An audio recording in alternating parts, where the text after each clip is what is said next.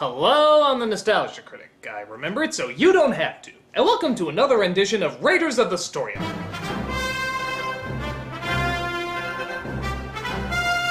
Have I talked about Batman the Animated Series yet? Okay, a few times. Well, then you can gather that it was a huge hit. So, with all that popularity, it only made sense for the makers of the show to move on to the next logical superhero. Yes, Howard the Duck. They took their entire creative team and they went into Howard the Duck Superman! Unlike the Batman cartoon, though, they did just start out in the middle of the story. Here, they had to go straight to the beginning of his origin, and give him, you guessed it, a story arc. But this would be tricky, seeing how most people already knew the story arc of Superman. Moses with aliens. So it would be a little bit more difficult to make this fresh and new.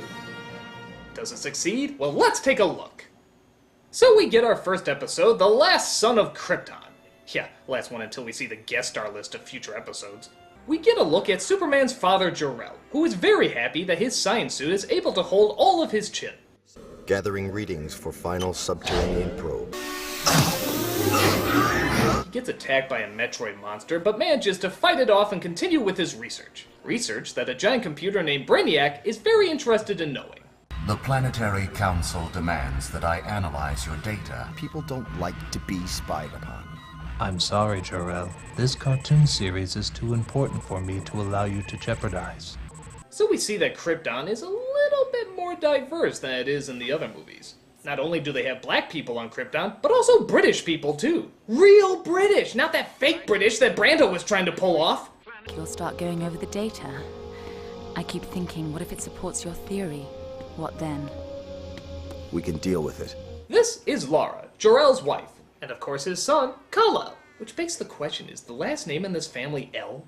They go back home to look over the data they've discovered. But Lara's father, played by Tony Jay, is not enthusiastic, and tries winning his daughter over to his side. If he persists in predicting the end of the world, it'll be the end, all right, of his political and professional career.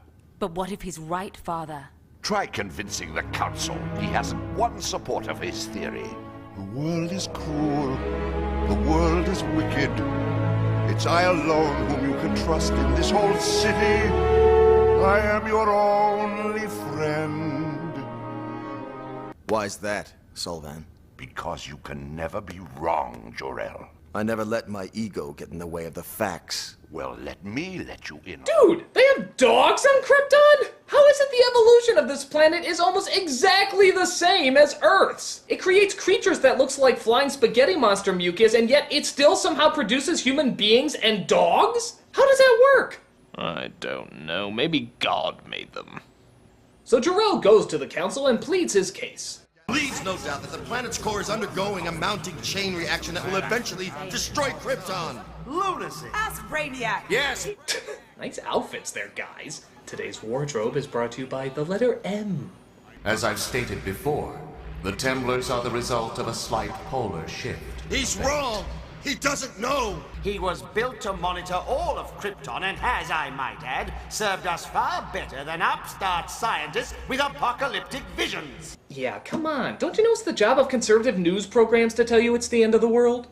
Act now and we can save everyone. And how do you propose to do that? Put everyone in the Phantom Zone. The Phantom Zone? I wonder what's in there. Nighttime sharpens, heightens each sensation. Darkness stirs. We can restore ourselves later on another planet. I built a ship. Listen, please. But nobody believes his story, and Jor-El is stuck trying to find answers, only to discover that Brainiac has been lying the whole time. You're transmitting your memory to a satellite. You're saving yourself. Am I not the repository of all Kryptonian knowledge? If the Council knew Krypton was doomed, they would frantically put me to work on calculating an evacuation plan. A futile gesture, given the time remaining. Wait a minute, Jor-El built a ship, and they both must have known for the same amount of time that the planet was doomed. Why couldn't he come up with an evacuation plan? Hell, Jor-El had a plan ready to go. Why didn't Brainiac just say, Bitches, you're screwed. Pile into Jor-El's car. It's a 6-seater. But the guards locate him and try to shoot him down.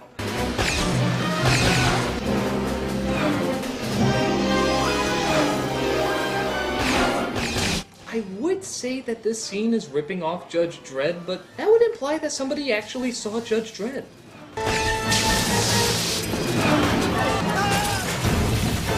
So he escapes the guards and makes it home, where the family decides the only logical choice is to save their only son. Lara, I could send you with him. There's a risk, but if I have time to recalibrate the course... No, my love. I'm staying with you. I'd much rather risk my baby boy being sent into a dangerous world with no adult than leave your side, my love. Farewell, Krypton. So Brainiac takes off, as does Kal-El, and the planet meets its timely demise.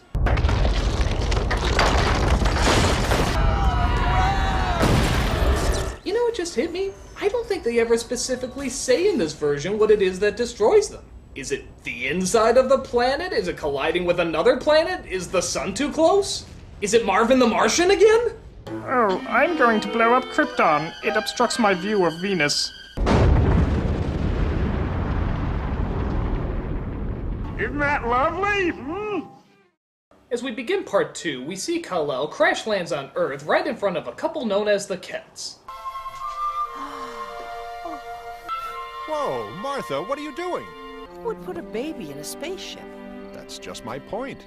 Could be Russian. A Sputnik baby. I don't care where he came from. All I know is he needs us, Jonathan. Look how he's reaching out to you. Ah, yes, to hell with calling authorities. We'll just replace the word kidnapping with adoption, and all our problems will be solved. What do you think of the name Christopher? What do you think of Clark? So Kal-El has now grown up into a teenage Clark Kent, but he can't help but feel he doesn't quite fit in. Lately I'm feeling kind of weird. You've always been weird if you ask me. Hey, it's Lana. You know, the girl who's had a crush on you since we were 3. You can tell me. Wait, what? You know, the girl who's had a crush on you since we were 3.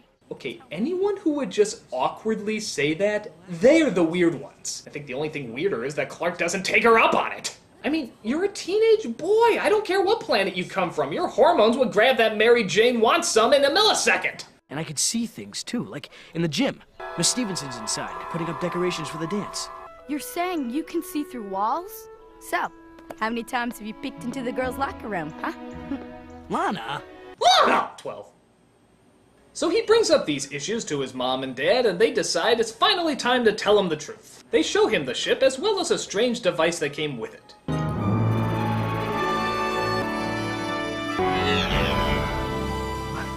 Hello, son. You've activated the message we placed in your escape rocket. We are your parents. No, it can't be true. You are the sole survivor of Krypton, a planet similar to Earth in many ways. This was our... What? Oh, sorry, son. Advertisements.